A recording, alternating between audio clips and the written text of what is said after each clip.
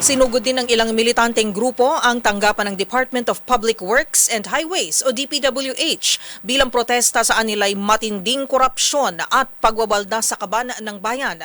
Nagpasaring din ang mga grupo sa mga ginagawang negosyo ang pampublikong serbisyo. Ang buong detalye ihahatid ni Boy Gonzales.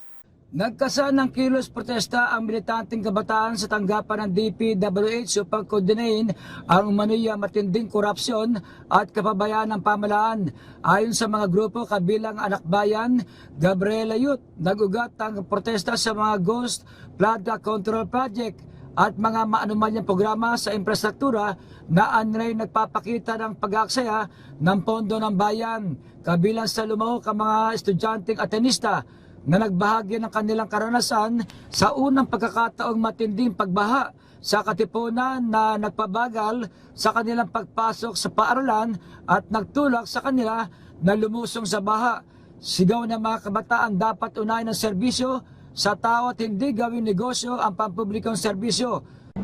Ngayong Sabado lamang po, buhat ng 2 oras lamang ng ulan hanggang bewang ang inabot ng baha sa Katipunan.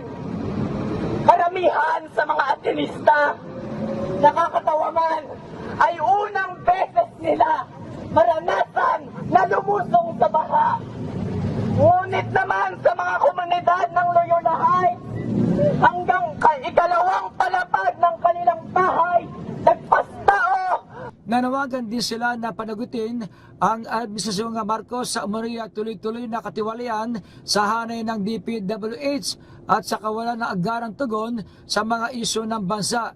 Git ng mga nagprotesta, hindi lamang sa pagbalubog ang mamamayan, kundi maging sa kahirapan dulot ng korupsyon sa gobyerno. Matapos ang protesta, pinagbabato ng relista ng water balloon at bulok na prutas ang tanggapan ng DPWH habang nakabantay ang mga pulis at security personnel.